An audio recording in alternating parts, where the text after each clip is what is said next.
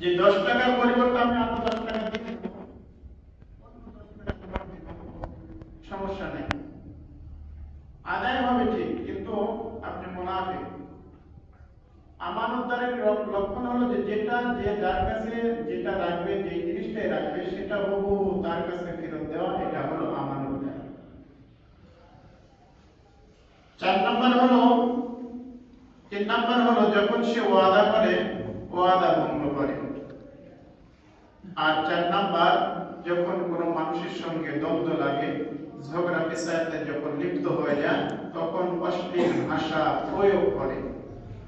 এই 4টা আলামত যার ভিতরে পাওয়া যাবে, বুঝতে হবে সেই মুনাফিকের কাতারে আছে, সেই হলো মুনাফিক।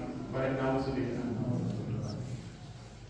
আল্লাহ তাবারক তাআলা এই মুনাফিকদের সম্পর্কে একটি আয়াত, একটি সূরা আল্লাহ তাআলা নাযিল করেছেন, যে সূরাটার নাম দিয়েছে সূরাতুল মুনাফিকুন।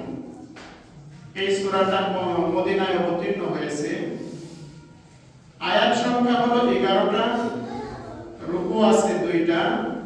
তার মধ্যে আল্লাহ তাআলা প্রথম নম্বর আয়াতের মধ্যে মুনাফিকদেরকে ডাক দিয়ে বলেন, ইযা জাআকাল মুনাফিকুনা ক্বালু নাশহাদু ইন্নাকা লারাসূলুল্লাহ।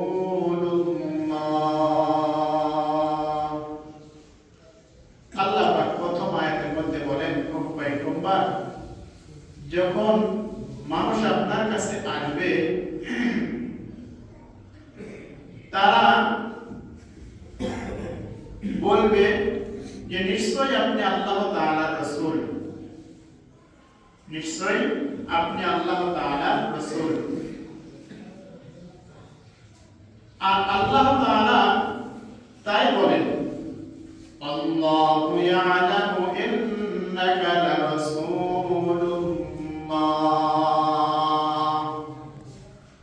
আল্লাহ তাআলা তাই জানেন, তাই বুঝেন যে মুনাফিকরা আসলেই সত্য বলছে যে তিনি তো আল্লাহর রাসূল।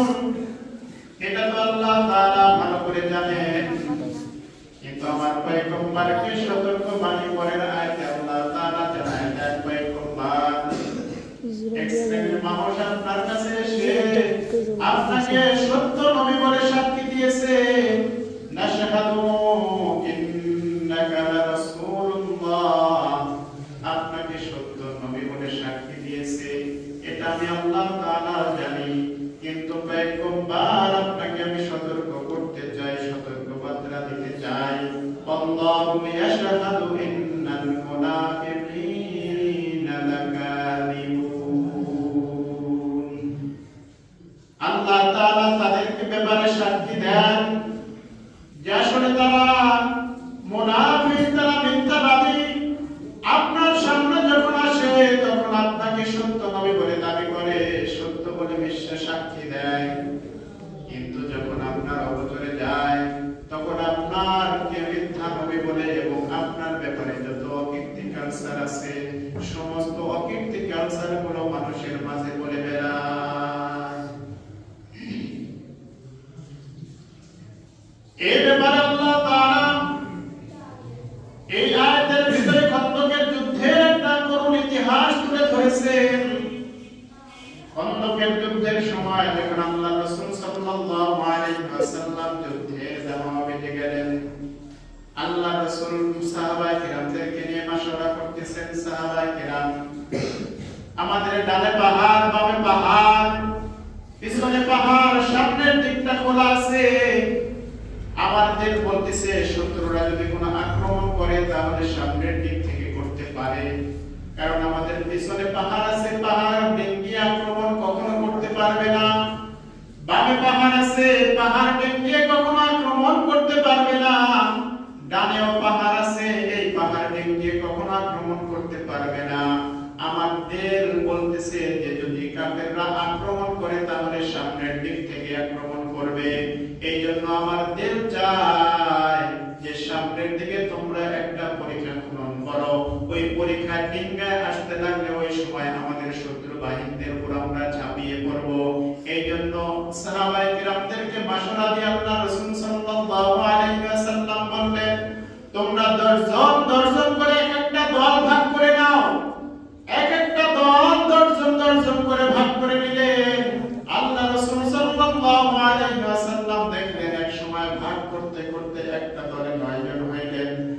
রাসূল সাল্লাল্লাহু আলাইহি ওয়াসাল্লাম বললেন, তোমরা ভয় করো না, তোমাদের দলে আমি রাসূল নিজে শায়িত নিজে যুক্ত হয়ে তোমাদের সঙ্গে কাজ করব, তবে কোন নেতা হিসেবে নয়, তোমাদের সঙ্গে একজন প্রজা হিসেবে কাজ করব। বলেন সুবহানাল্লাহ। নেতা হিসেবে নয়, আমি তোমাদের মতো একজন প্রজা হিসেবে কাজ করতে চাই। সেই খন্দকের যুদ্ধটা পাহাড়ি জমিন পাথর কেটে খোদাই করে তারপরে গর্ত নির্মাণ করতে হবে, এটা বড় কষ্টের কাজ। একদল মুনাফিকরা চিন্তা করলো, এই এত বড় কষ্টের কাজ আমরা কখনো করতে পারবো না, এটা আমাদের দ্বারা কখনো সম্ভব নয়, হাতে পোষা পড়ে যাবে, হাতে কষ্ট হবে, এত বড় কঠিন কাজ পাথর কেটে গর্ত খনন করা এটা আমাদের পক্ষে সম্ভব নয়। একটা দল নবী সাল্লাল্লাহু আলাইহি ওয়াসাল্লামের কাছে এসে বললেন, আল্লাহর রাসূল একটু আমাকে রুখসত দেন, আমার বাড়িতে বিবি অসুস্থ, আপনি আমাকে একটু রুখসত দেন।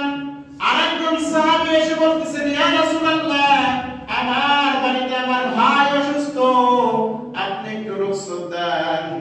আরেকজন সাহাবী এসে বলতেছেন, ইয়া রাসূলুল্লাহ, আমার খেজুরের বাগানে খেজুর পেকে গেছে, আপনি একটু রুখসত দেন। নবী আলাইহিস সালামের কাছে পর্যায়ক্রমে কিছু মুনাফিক মার্কা সাহাবীরা এসে বারবার যখন ছুটির আবেদন করছে, নিবেদন করার সঙ্গে সঙ্গে আল্লাহ রাসূল সাল্লাল্লাহু আলাইহি ওয়াসাল্লাম চলে দিচ্ছেন।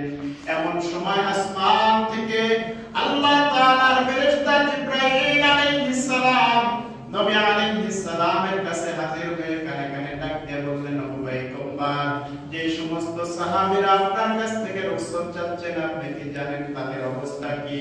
তারা আসলে সাহাবী নয়, তারা হলো মুনাফিক। আসলে তারা এই কষ্টের কাজ করতে চাইতেছে না, এই কষ্টের কাজ করতে চাইতেছে না বিধায় তারা বিভিন্ন অজুহাত দেখিয়ে দেখিয়ে আপনার কাছ থেকে রুখসত নিচ্ছে। তার বাড়িতে বেবিও অসুস্থ না, ভাইও অসুস্থ না, তার খেজুরের বাগানের কাজ করতে হবে এমন না। মূলত কথা হইল একটাই, যে এই কষ্টের কাজ তারা করতে কখনো রাজি না।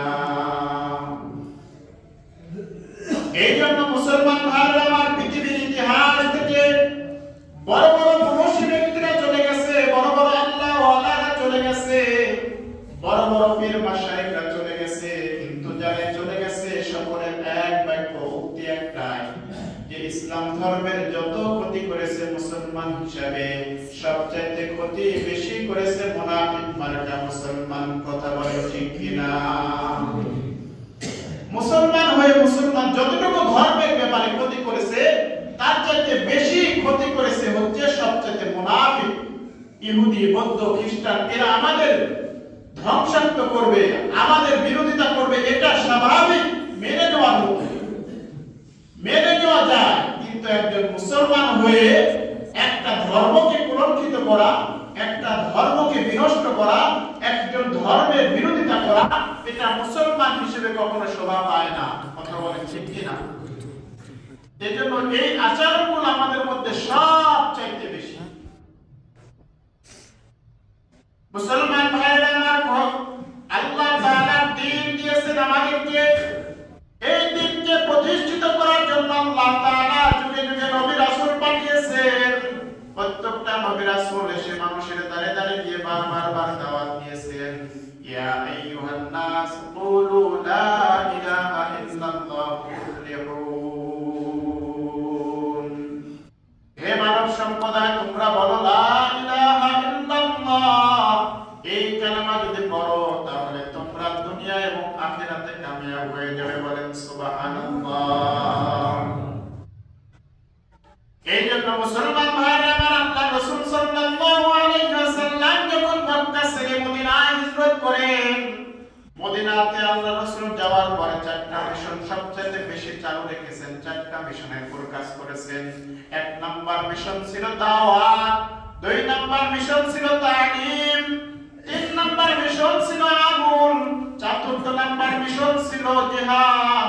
এই চারটা বিষয়ের পর আল্লাহ রাসূল সাল্লাল্লাহু আলাইহি ওয়াসাল্লাম তার মাতৃভূমি মক্কা ছেড়ে মদিনায় যখন গেলেন, মদিনায় যাওয়ার পর মদিনার মানুষরা সকলে বেশিরভাগ কাফের মুশরিক বেঈমান ছিল। এই কাফের মুশরিক বেঈমানদের ভিতরে আল্লাহ রাসূল সাল্লাল্লাহু আলাইহি ওয়াসাল্লাম 4টা মিশন নিয়ে যখন কাজ করেছেন, আর 4টা মিশনের বদৌলতে আল্লাহ তাআলা তার দিনকে জিন্দা করে দিয়েছেন। বলেন সুবহানাল্লাহ। এক নাম্বার মিশন ছিল দাওয়াত। মদিনায় যাওয়ার পরে সমস্ত কাফের বেঈমান মুশরিকদেরকে দাওয়াত দিতেন, হে মানব সম্প্রদায়, কুনু লা ইলাহা ইল্লাল্লাহ, তোমরা বলো লা ইলাহা ইল্লাল্লাহ। এই কালেমা যদি পড়ো তাহলে তোমরা উভয় জাহানে কামিয়াব হয়ে যাবে, তোমরা ধন্য হয়ে যাবে। 2 নাম্বার ছিল তালিম। তালিম শিক্ষা দিয়েছেন, আল্লাহর কোরআন শিক্ষা দিয়েছেন, নবীর হাদিস শিক্ষা দিয়েছেন।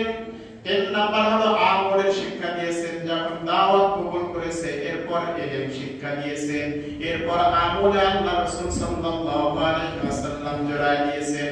বলছে বাবা তুমি এখন কালেমা পড়ছো, দাওয়াত পাইছো, কালেমা পড়ে নিয়েছো, এখন আল্লাহর কোরআন শিখো, আল্লাহর কোরআনের উপর আমল করো। 4 নাম্বার হলো জিহাদ ফি সাবিলিল্লাহ। আল্লাহর রাস্তায় জিহাদ করতে হবে, যেখানে আল্লাহ এবং আল্লাহর রাসূলের অপমাননা হবে, যেখানে তোমার ধর্মের অপমাননা হবে, যেখানে ধর্মীয় কুসংস্কৃতি পয়দা করবে, সেই জায়গায় তোমাদেরকে আল্লাহর দ্বীন রক্ষার জন্য প্রতিবাদ করে তুলতে হবে, প্রতিবাদ করতে হবে। এই 4 নাম্বার জিহাদ ফি সাবিলিল্লাহ। আল্লাহ রাসূল সাল্লাল্লাহু আলাইহি ওয়াসাল্লাম 4টা মিশনের উপর যখন কাজ করতেছিলেন, এক একটা মিশন যখন সাকসেসফুল হয়ে গেলেন, এক পর্যায়ে দেখা গেল মদিনার যে সমস্ত কাফের বেঈমানরা ছিল, সেই সমস্ত কাফের বেঈমানরা আজকে সোনার মদিনায় পরিণত হয়ে গেছে। কথা বলেন চিৎকার দিয়ে বলেন, কথা বলেন ঠিক কিনা? যে সমস্ত কাফেররা আল্লাহ রাসূলের সবচেয়ে দানের দুশমন ছিল, যে কোনো মুহূর্তে যে কোনো সময় তাকে পেরে হত্যা করতে পারে, পরিকল্পিত সবসময় মাথার ভিতরে রাখছে। যখন 4টা মিশন নিয়ে আল্লাহ রাসূল দাওয়াত শুরু করেছে, দেখা গেছে একটা পর্যায়ে এই মদিনায় থাকে নাই, এই মদিনা সোনার মদিনায় পরিণত হয়েছে। বলেন সুবহানাল্লাহ। এই জন্য মুসলমান ভাইরা আমার, আমাদের ভিতরে দাওয়াত আছে, আমাদের ভিতরে তালিম আছে, আমাদের ভিতরে আমল আছে, কিন্তু জিহাদের ব্যাপারে আমাদের ভিতরে অত মাথার ভিতরে অত যন্ত্রণা নাই, অত ব্যথা নাই। হুজুর জিহাদ আবার কি? হুজুর জিহাদ আবার কি? জিহাদ হলো ওইটাই, কোন সময় নিজের নফসের সঙ্গে জিহাদ হতে পারে। নফস গুনাহ থেকে ডাকতেছে, আমি গুনাহ থেকে বাঁচার জন্য নফসের সঙ্গে জিহাদ করতেছি, এটাও জিহাদ। আবার কোন সময় আল্লাহর দ্বীনকে যারা বলন্তিত করতে চায়, নষ্ট করতে চায়, সমাজের ভিতরে কুসংস্কার তৈরি করতে চায়, সমাজকে ধর্ম অন্ধ বানাইতে চায়, এই ব্যাপারে জিহাদ করা আল্লাহ তাআলার পক্ষ থেকে ফরজ। যেমন নামাজ পড়া যে ফরজ, রোজা রাখা ফরজ, রমজান মাসে রোজা রাখা যেমন ফরজ, মাল থাকলে হজ করা যেমন ফরজ, মাল থাকলে যাকাত দেওয়া যেমন ফরজ, ঠিক তদ্রূপভাবে আল্লাহর দ্বীনকে কলুষিত মুক্ত করাটাও তেমনই ফরজ। কথা বলেন ঠিক কিনা? কিন্তু ওলামায়ে কিরাম দেখেছেন, এই যুগে যুগে যত বিধর্মীরা মানুষের ঈমানকে, মুসলমানদের ঈমানকে বিনষ্ট করার জন্য যে যখন যে রূপে এই বাংলাদেশে আত্মপ্রকাশ করেছে, সর্বপ্রথম ওলামায়ে কিরাম তার কথা বলেছেন, তাকে চিহ্নিত করে সমাজের সামনে ফুটিয়ে তুলেছেন। এই যে ইসকন নিয়ে যে কথাবার্তা হইতেছে, ইসকন নিয়ে যে আলোচনা চলতেছিল, বিগত সরকারের সময়ও ওলামায়ে কিরাম বলেছেন এরা ইহুদিদের দালাল, খ্রিস্টানদের দালাল, মুসলমানদের শত্রু, এদের থেকে সাবধান করার জন্য বারবার চেষ্টা করেছে, কিন্তু সরকার মহোদয় কখনো আমলে নেয় নাই। কিন্তু এখন তার ভিডিও ফুটেজ সহকারে ফুটে উঠেছে যে আসলে তারা আমাদের বন্ধু না দুশমন। এই জন্য মুসলমান ভাইরা আমার, সমাজের ভিতরে যে কীর্তি ক্যান্সার আছে, এটা ইসলামের সঙ্গে কিছু জায়গায় সংঘর্ষ লেগে যায়। এই সংঘর্ষ লাগা থেকে মানুষদেরকে বিরত থাকা থেকে মানুষদেরকে আহ্বান করা, মানুষদেরকে দাওয়াত দেওয়া, এটা হলো জিহাদ। কিন্তু এক পর্যায়ে দেখেছি যে একজন মানুষ 5 ওয়াক্ত নামাজ পড়ে, একজন মানুষ আল্লাহর নবীর রওজা জিয়ারত করেছে, হাজির খাতায় নাম লেখাইছে, আরেকজন মানুষ খুব ইমানদার, নামাজ রোজা হজ যাকাত সব কিছু ঠিকঠাক মতো আছে। যদি বলা হয় বাবা অমুক জায়গায় ইসলামের কুসংস্কার কাজ হইতেছে, চলে ওইখানে কি আমরা ইসলামের দাওয়াত দিই, তখন সে মাথা চুলকায়, তখন সে বিভিন্ন অজুহাত দেখায়, না হুজুর আমার বাড়িতে কাজ আছে। তার মানে একটাই সমস্যা হইল আমি নামাজ রোজা হজ যাকাত সঠিকভাবে পালন করব, কিন্তু কোন মানুষের কাছে আমি কখনো কালারিং হব না। চাইলে কোন মানুষ আমার শত্রু হয়ে দাঁড়াক, চাইলে কোন মানুষ আমার সম্পদের বিনষ্ট করুক, সম্পদের ক্ষতি করুক, এমনটা আমি চাই না। এই জন্য বিভিন্ন পর্যায়ে আমরা পিছিয়ে আছি জিহাদ থেকে। কিন্তু আবু হুরায়রা রাদিয়াল্লাহু তাআলা বলেন যে দুনিয়ার বাজারে কোনো যদি মৃত্যু কিনতে পাওয়া যায় তো তাহলে আমি মৃত্যুকে খরিদ করতাম। সাহাবায়ে কিরাম প্রশ্ন করলেন, আবু হুরায়রা তুমি মৃত্যুকে খরিদ করতে চাও কেন? আবু হুরায়রা রাদিয়াল্লাহু তাআলা ডাকতে বললেন, ভাই শোনো, এই মৃত্যুটাই বাধা হয়ে দাঁড়িয়েছে আমার আল্লাহ পাকের সঙ্গে সাক্ষাৎ করার জন্য।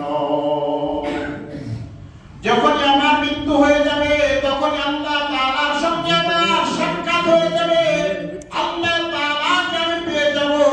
আমার মরণ হইতেছে না, আল্লাহর জান্নাতে যাইতে পারতেছি না, আমার মরণ হইতেছে না, যখন আল্লাহ তাআলার সঙ্গে সাক্ষাৎ হইতেছে না, এই মৃত্যুটাই আমার বাধা হয়ে দাঁড়িয়েছে। তাদের ঈমান মজবুত ছিল যে আমি মরার সঙ্গে সঙ্গে জান্নাতে যাব আর আল্লাহ তাআলার সাক্ষাৎ পাবো। এই জন্য দুনিয়ার বাজারে মৃত্যুকে খরিদ করতে চাইতেন।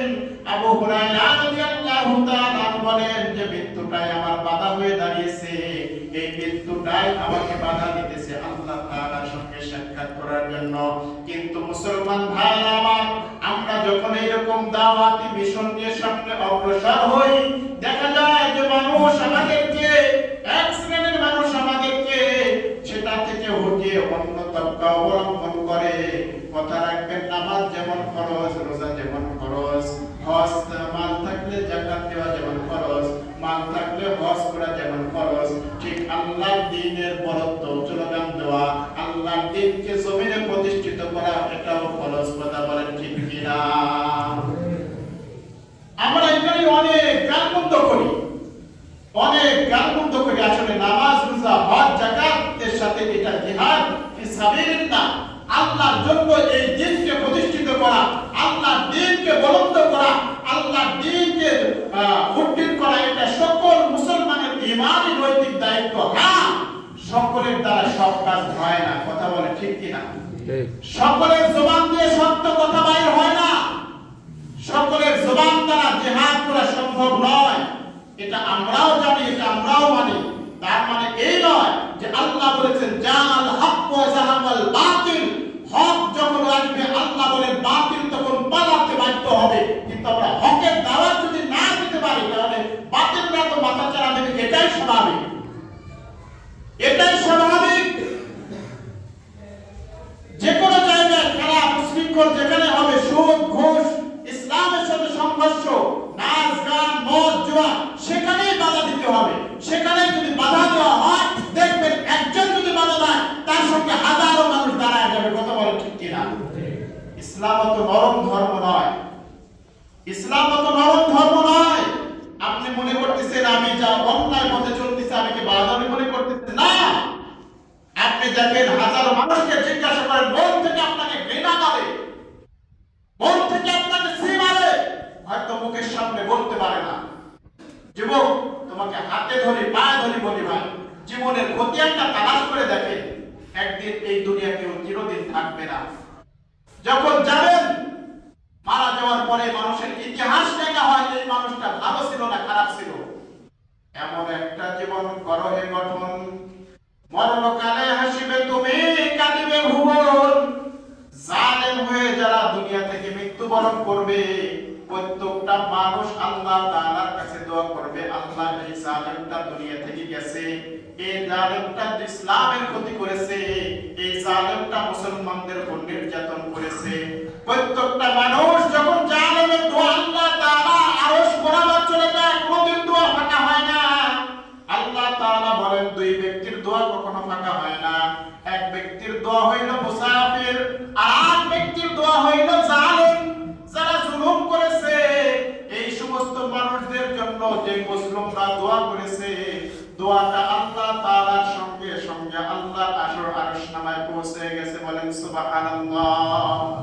এই জন্য আপনাদেরকে আহ্বান করবো ভাই, যেখানে যা হয় হোক, হকের দাওয়াত আমরা সকলেই দেবো ইনশাআল্লাহ। সকলে আল্লাহকে দেখান, আমরা হকের দাওয়াত দিব, বাতিলের কোনো দাওয়াত দিব না, হকের দাওয়াত দিব। আল্লাহ তাআলা সকলকে কবুল করুন, সকলে বলে আমিন। আরেকটা এলান দিতে চাই ভাই, আমাদের কবরস্থানে জানেন বৃহৎ একটা জমি ক্রয় করা হয়েছে এবং অনেক টাকার প্রয়োজন। সমাজ